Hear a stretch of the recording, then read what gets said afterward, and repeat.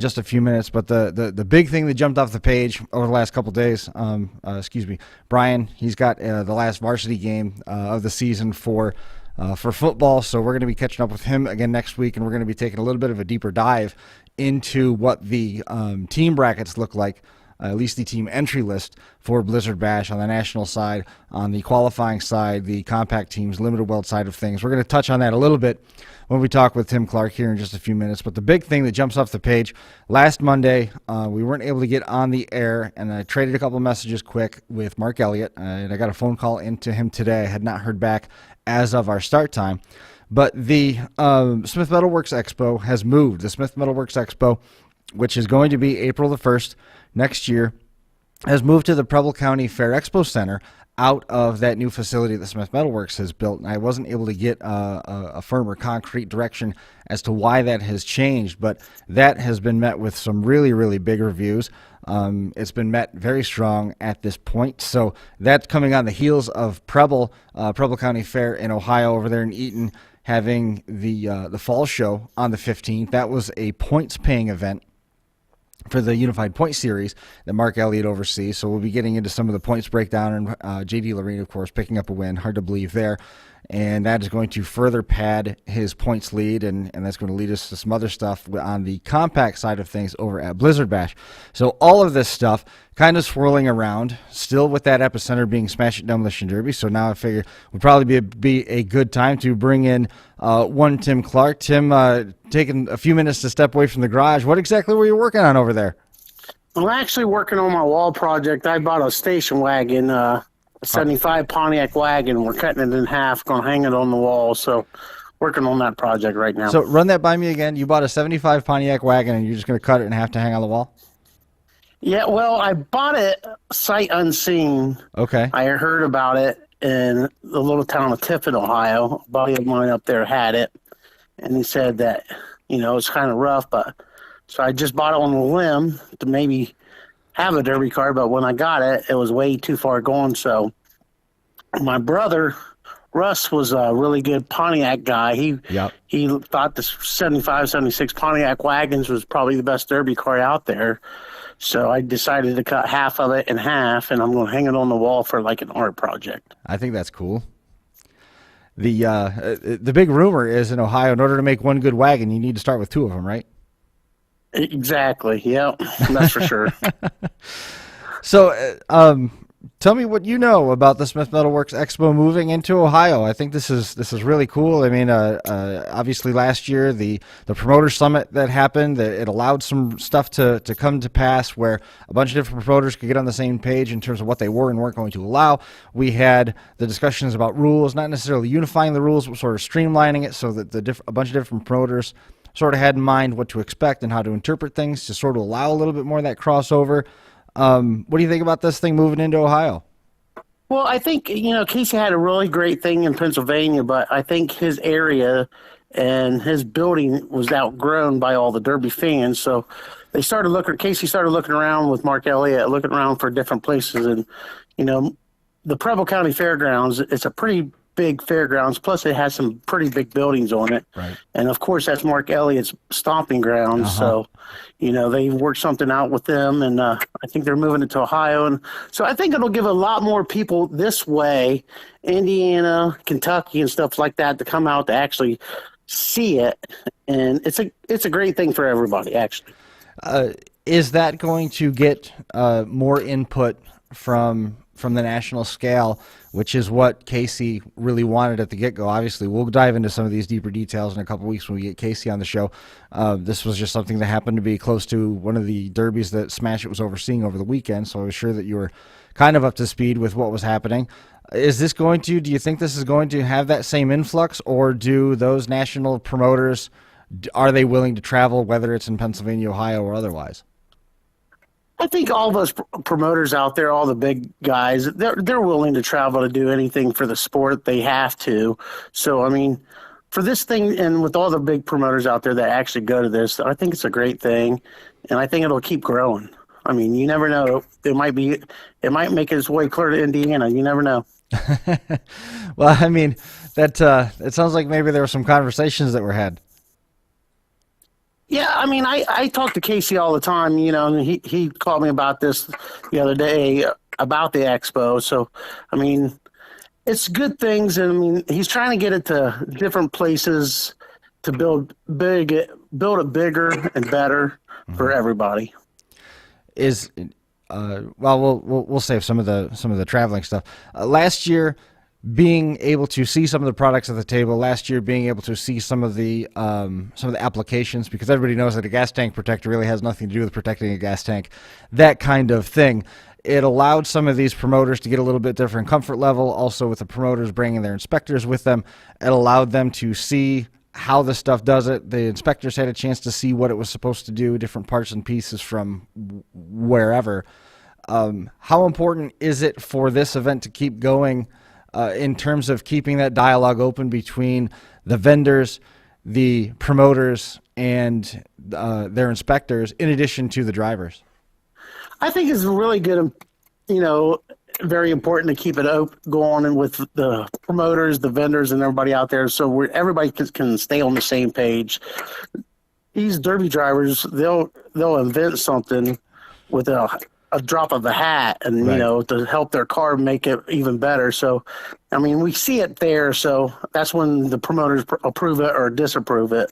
So, I mean, it's a good thing for everybody. The stack protector is another popular one that I really enjoy. Yeah, you never know. There's protectors of everything out there. Yep. The I'm headlight still bucket, learning. the That's headlight for damn bucket sure. protector hasn't really come to pass yet, but I'm sure someone's working on it. Right. So along the same lines, has there been any language put into any rule books that you're aware of that require all fix-it plates to be vertical 90-degree angles?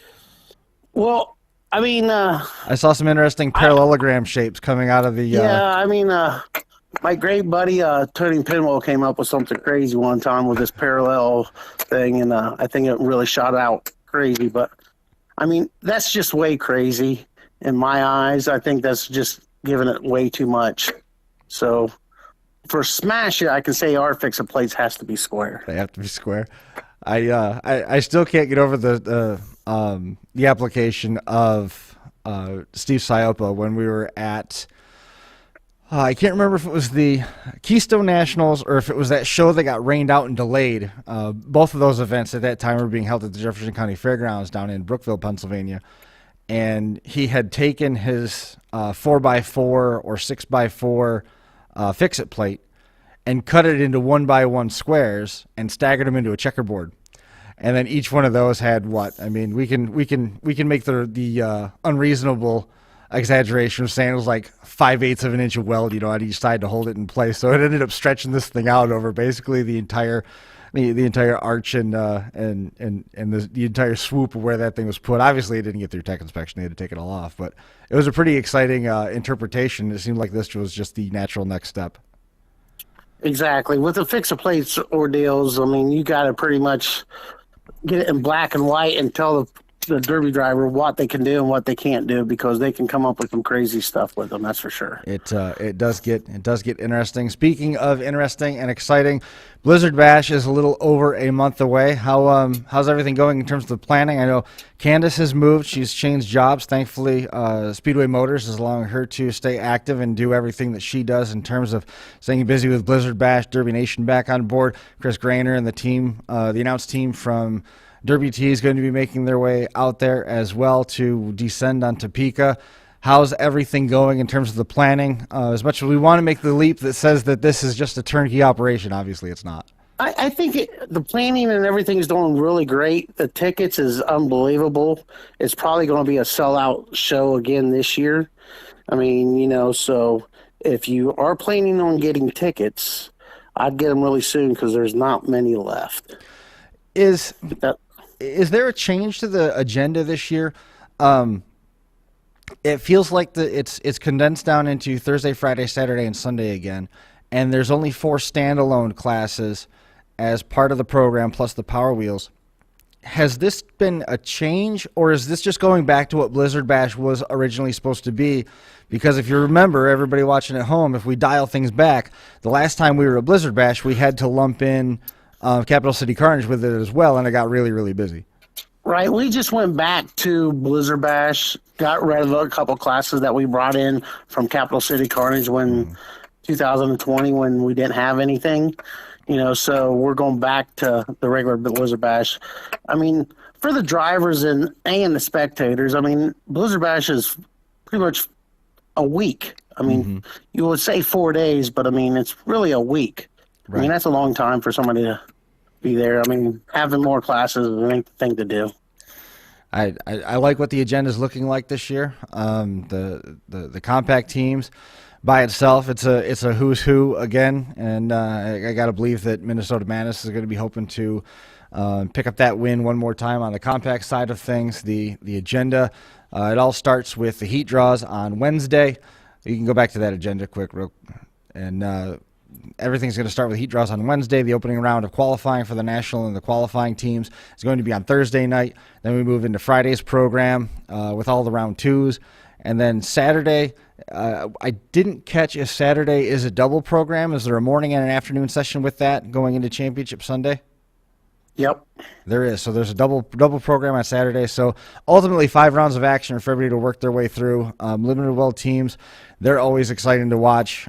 They get so much out of those cars, and that's a good one that, of course, everybody's there to see that national side. And what a run that the national thing came down to with Mike Worth helping Team Busch Light come away with that win. It was a super popular win as he went nose-to-nose with Jerry Lyerly to wrap everything up with the Crazy Iowans taking second place with the Imperial. Had no steering, Mike Worth. That 888 roof sign, it was I think that was carved out of Caesar's Chariot. That thing's been around forever. That was proudly atop of that, and the Crown Vic was able to disable the Ford, and that's how everything came along. Any rule changes or anything major? I mean, at this point, if there's rule changes, the drivers already know about it, but has anything really major changed from what we saw last year to what we saw this year? There wasn't really no major rules changed. The only rule change that I actually did was on the station wagons. I put the back bumper back in the factory location, and I told them that they couldn't put the back bumper straight to the frame like they was doing last year. I mean, some people liked me over it, some people hated me over it, but it was just I was thinking them cars was all there was for to roll people over, and that ain't what I want to see that show to go to. Sure. Were you able to better find the definition for what a frame rail is? You broke up there. I didn't hear you. I was making a joke. Were you able to finally establish the definition of what a frame rail is? Yeah. I think I know what a frame rail is. But. That list for the national side of things, the Imperials. The big talk was the Imperials coming back for Blizzard Bash, and it didn't strike me that the Imperial was any particular invincible monster that maybe they had the reputation of being. It was known to be a point and shoot car. It was known to be a straight line car, especially with the heavy power plants and some of the new developments and stuff that were added to those cars. All the same, it didn't strike me that they were anything that were completely invincible, that were going to change the tide and change things up. You know, it came down to an Imperial and a new style Ford. And I guess maybe it was better to be lucky than good in this case, but it was the Ford that got the upper hand over the Imperial in the final say. Right. I mean, I think with Imperials, with wagons, with Fords, all of them, I think they're really competitive for that style of build.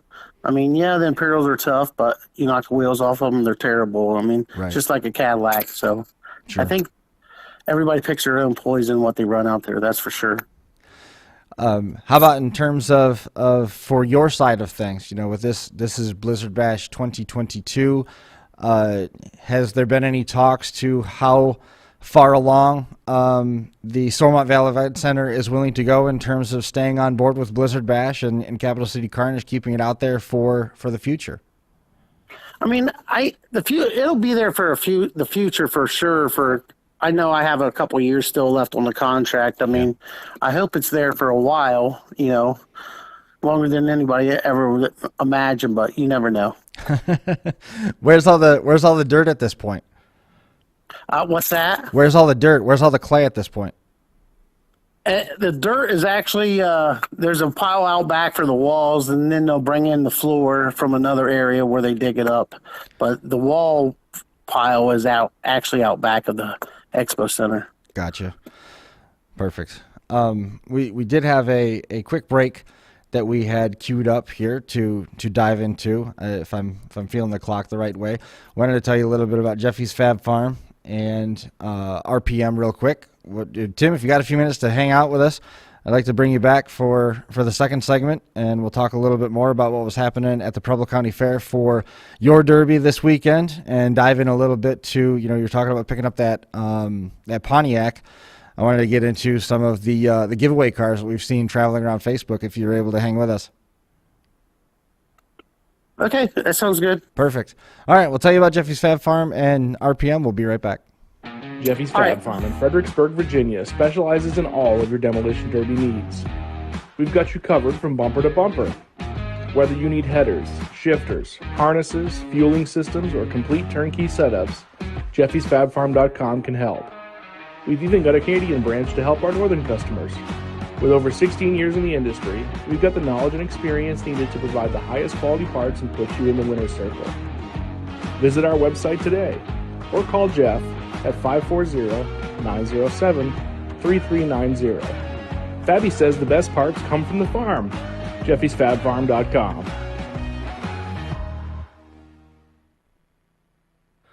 RPM Group is a progressive waste management business serving nearly 4,000 residents and businesses around Owego, New York. RPM Group can take care of all your waste management needs.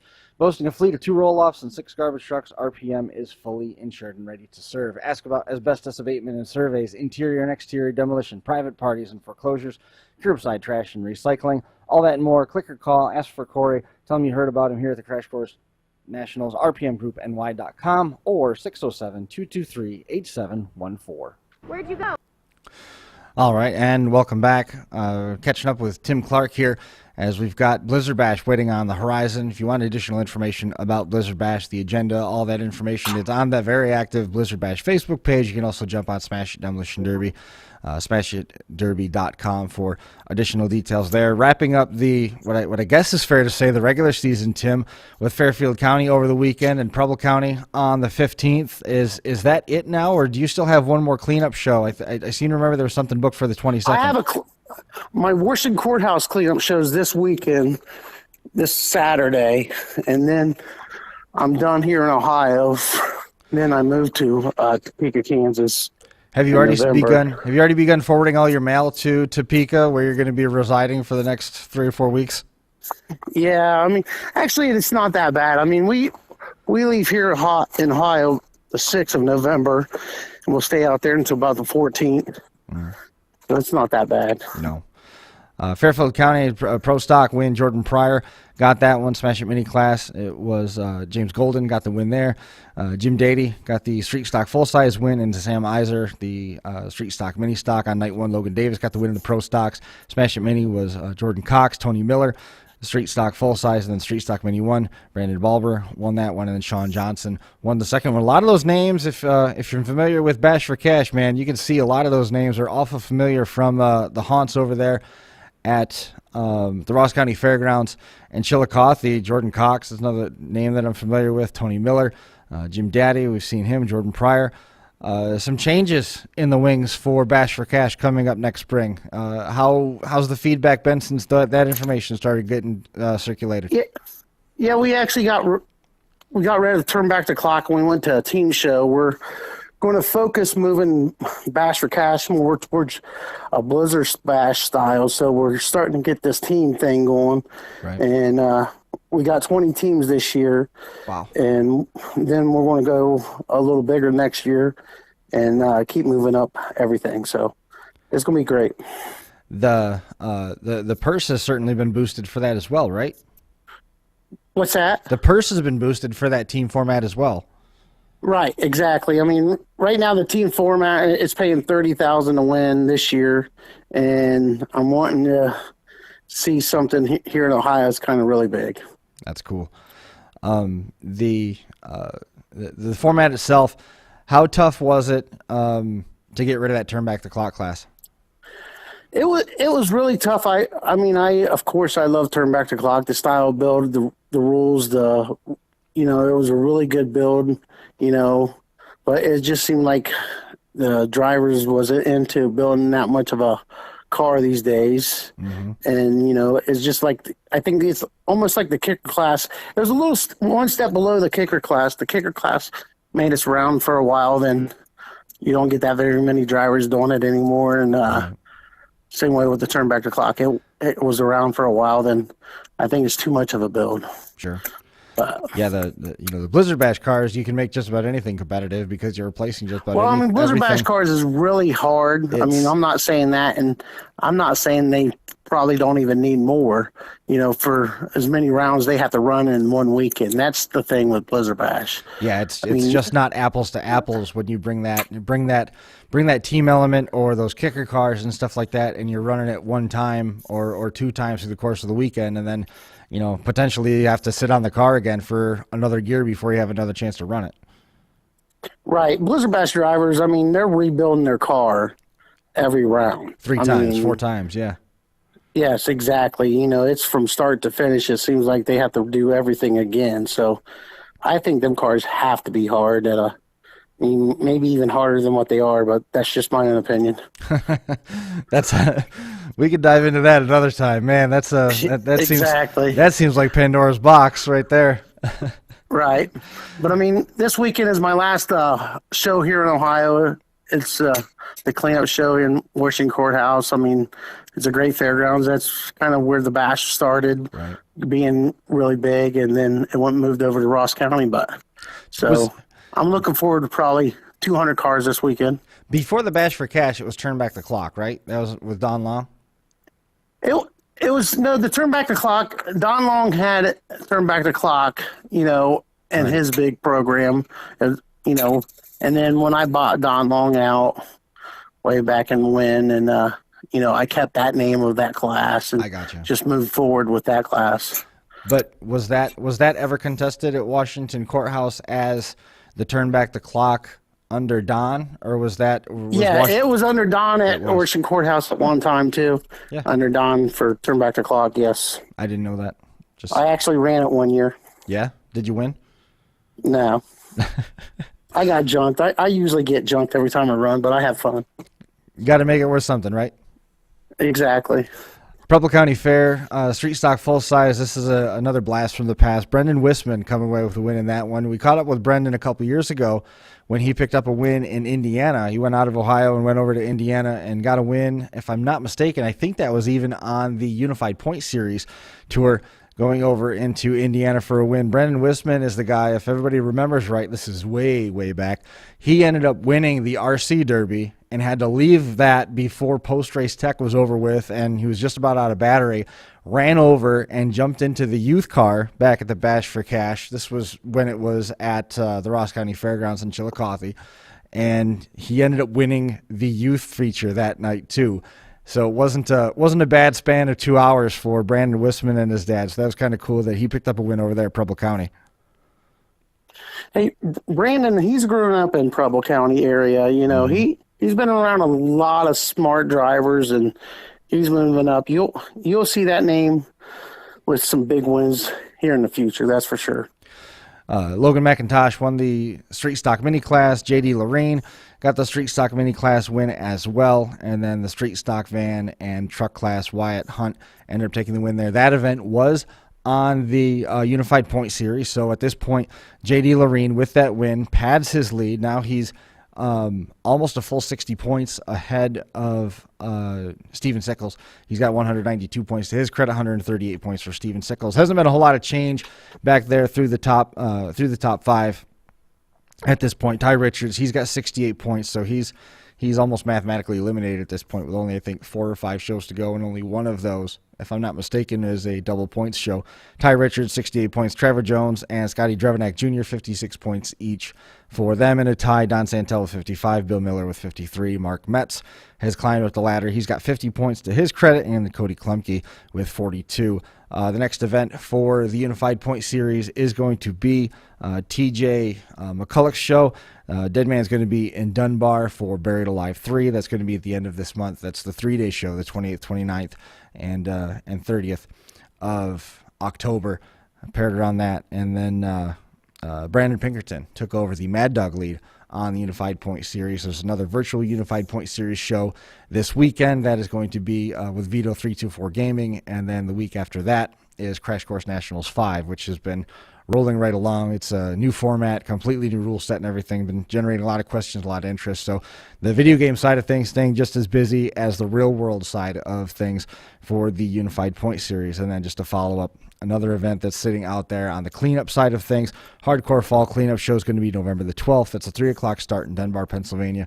That's where TJ's show is going to be. $60 entry for the hardcore compacts, the hobby stocks, the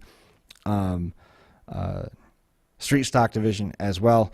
$60 entry plus $500 from hardcore going to go into that purse for 100% payback. $50 entry plus $500 on full payback for the youth compacts, for the bone stock full size, youth full size, minivans, and the trucks, and then the limited weld full size. $100 for the entry, another $500 kicked into the purse, and 100% payback for the limited welds there. All of that happening at the Fall Cleanup Show in Dunbar, Pennsylvania. So we touched on all of those things, checked all those boxes. So you were talking about getting your hands in on the Pontiac wagon, and you were talking a little bit there, Tim, about maybe drivers don't necessarily want to make that crazy investment in order to build one of the turn back the clock cars. How tough is it now to find old iron in Ohio that's not already been gobbled up by a derby driver? You can't find a wagon in Ohio. I don't think you can find a wagon within 500 miles from Ohio, it seems like, Old iron as a whole? Old iron in a whole, I think if you're finding it, you're finding off a derby driver, unless you get really lucky and find somebody's backyard been there for 30 years or something. But, sure. It's very hard to find old iron around here, that's for sure. So when you look at the cost of old iron, people gotta look at what they could potentially win on the backside of it before they decide that they want to build the old iron. And one of the ways that some of these drivers are justifying the cost of the old iron and justifying the cost of additional builds, because engines aren't cheap and transmissions aren't cheap and rear ends aren't cheap, they're going on Facebook and they're doing the giveaways, whichever way you want to call it. But some of these cars are, it's 30 spots for $100, and that kind of stuff adds up quick. And some of them are even more off kilter for, you're looking at a $100 investment, but the person that's holding the car is making a serious amount of money on the backside of it. Now, a car is only worth what someone is willing to pay for it, but when you put it in those perspectives, what do you think and what are you seeing that doing to the price of cars? It's been a debate that's been all over Facebook, and what are you seeing from your perspective? I think it's blowing the price of cars crazy if you're raffling them, Right. Everybody can see it. You can raffle a Ford these days for $3,000. It seems like, because anybody can buy a spot for $50 or so, or $100, So I don't know. I think it's putting the price of the old iron really where you can't afford it. Even the drivers. I've been looking for a driver wagon for a while when, the wagons that people saying they're $15,000, $12,000, $15,000, $13,000, it's actually a $8,000 car, but they know they can raffle it for $25,000. So I don't know. Is that so what's that doing in terms of, you put that Facebook program over here and then put that side by side with raffling a car off on site, then they get to drive that car in the feature, and they get to keep whatever accoutrements are put on the car, whatever the terms are. How are these different from one another in terms of someone hanging on to something that has value, that has perceived value, that has real market value on both sides of the coin, whether it's something that you're going to build on your own or it's already been built, and you've got a potential to return on your investment, both as the owner and as the person who's buying a ticket. If I have $100 invested and I walk away with a round back, I'm still coming out ahead, whether I drive that car or whether I turn around and sell it to the next person standing in line. How are these things opposed to one another, or are they congruent to each other in terms of what's happening in Demolition Derby? You can look at it two different ways. You can look at it, it's a great for it because somebody could, like you said, win a a round back wagon for $100. Where a round back wagon around here is selling for $5,000 to $6,000. Sure. So it's good for that way to look at it. But when everybody knows you can raffle it for a couple $1,000s more than what it's really worth. So, and that's what everybody does. So that's a bad thing for the sport in my eyes. So, I mean, like I said, you can look at it both ways, I guess. All depends on if you've got the car in your driveway, the for sale sign, or whether you're buying a ticket, I suppose. Exactly. If you're selling it or if you're winning it, you can, it's whatever way it falls for you, I guess. Awesome. So that's been a topic. I'm going to get Brian's perspective on that when we get him back in the studio here at Finger Lakes 1 next Monday. So we'll be jumping into those topics as well. Any final thoughts? I know you said November 6th is when you're heading out there, so by all means, travel safe. Hopefully we get a chance to touch base with you before everything gets rolling out there one more time. Any final thoughts or any directions? Anything that we may have missed? No, not really. I just hope everybody maybe come out to the Smith Metal Works Expo in April the 1st, at Preble County Fairgrounds and see something that you probably never seen, or even the newer drivers, if they need to learn how to do something. I mean, there's so many good derby drivers there, and they have the seminars and everything like that to show you different things, how to put trailing arms on, and put whatever to your car. So, I mean, it's actually a good thing for everybody. So if you can, stop out. That's for sure. Absolutely. And then you can jump online. All the information, ticketing information, the agenda, like we said, you can find that on the Blizzard Bash Facebook page. And then, of course, you can also jump on Smash It Demolition Derby. All the links are there to Blizzard Bash. You can also find out more information about Bash for Cash, which is coming up in May. So, again, smashitderby.com has got all the details that you could be looking for there. Tim, man, I appreciate your time. And travel safe. Have fun getting that car cut apart. And I'll be in touch for sure. All right, we'll see you then. All right, man. Thanks so much. All right, bye. See you later, Tim. There goes Tim Clark from Smash It Demolition Derby. So we're going to take a minute. We're going to tell you a little bit about All For Him Racing. We're going to tell you a little bit about Demolition Derby Life Magazine. We're going to come back. We're going to wrap things up here on episode number 415. We'll be right back. Where'd you go? We did the derby. Ow, my head! You want to do a derby?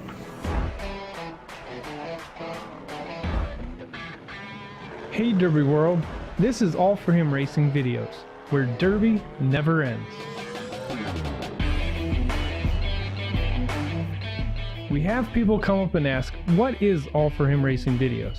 And the answer is a YouTube channel dedicated to growing the sport of demolition derby in a positive and fun way.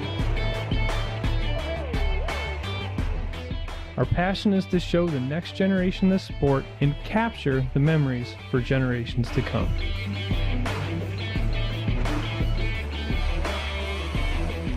We're just trying to show that you can be a Christian, do crazy and exciting things like demolition derby, and just spread the word.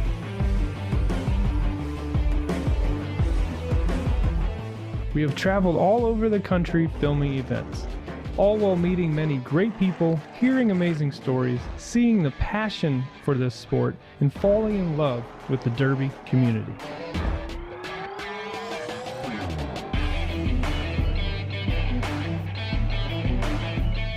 We have grown to be the largest demolition derby channel on YouTube across the world, with millions of views within our large library of videos. We love what we do and can't wait for what the future has in store. We always want to be a place for positive, exciting, and action-packed derby videos.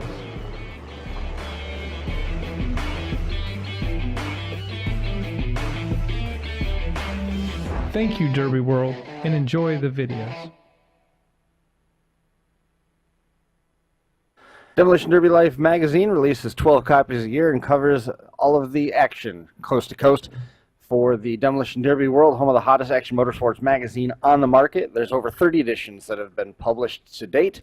A full year subscription is $119, and past issues are available. They should be coming out with another release here in the coming weeks. Make sure you jump online and follow along. Find out more about Lexi Droz and everything going on with Demolition Derby Life magazine on demolitionderbylife.com. So it was important to make sure that we were here tonight so that we could stay on schedule. I believe Jason Droz is going to be making the trip up to the studio at the end of November, somewhere around the 21st, if I'm not mistaken. So maybe we'll be seeing Jason here in studio, welcoming him as what might very well be our first in-person guest here at the newly redesigned FingerLakes1.com studios. Again, Brian wanted to be with us. Initially, we'd planned on putting something together Tuesday, but then with the way that the week evolved and with football wrapping up and with soccer wrapping up, we wanted to make sure that we made it a point to get in here tonight to catch up with you guys so that we stayed on pace, filled you in on some of those things that we touched on in terms of developments in Demolition Derby. Like we said, stay tuned to Smash It Demo, smashitdemo.com, and then also the Unified Point Series, ME527 Unified Point Series for details there. Frankie Guy checked in. Hardcore Derby Promotions. Make sure you follow along with them. They got a very active Facebook page as well. And then, of course, everybody's been talking about that Smith Metalworks Expo. Johnny Alexander, he's speaking nothing but truth on Facebook, talking about the turn back the clock started to get a little bit stale in terms of being able to watch it. Dylan Goodwin checking in. I think Tony Godwin said that he's got a turnkey Cadillac for sale for $25,000 if anybody's interested. That got a couple thumbs ups. Like you said, Frankie, we saw he was in there. And then Alex Sager also was checking in. I believe he was also talking about making the trip up for that episode towards the end of November, which would really instigate some lively debates because Jason and Alex, both of those personalities, very strong opinions. So that should be fun to get into, and hopefully stay out of the middle of when we do get them coming up here to join us here in studio. Jason Oldfield celebrating a birthday today. We were sending him some pictures. So final round, looking to get back on pace. This is usually final round spot. They would be on it on Thursday nights, but looking forward to getting that up and going. But at this point, I believe we have checked all the boxes that we wanted to get through here this evening. Again, looking forward to doing a bit of a deeper dive into some of the content, some of the team changes, some of the driver merry-go-rounds, if you will, that are tied to the national side, the qualifying side for Blizzard Bash. We're going to be doing all that next week after all the sports and stuff wrap up, and Brian's going to be back here. That's one of his favorite shows of the year, when we kind of break down what we're looking at and where everything's going. And then, of course, next week we're also going to be in the run-up and preparation for the online Crash Course Nationals, which is always exciting. That'll be the 5th edition of that with the Realistic Derby project. So if that checks all the boxes for everybody online, speak now or forever hold your peace. I can't see the chat boxes, so as far as I'm concerned, it's probably good to go.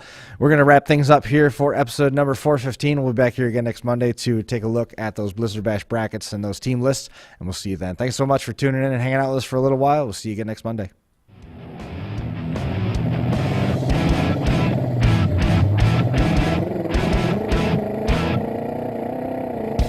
Crash Course Live is presented by Smash It Demolition Derby, who host Bash for Cash, Blizzard Bash, and Capital City Carnage. Online at smashitderby.com.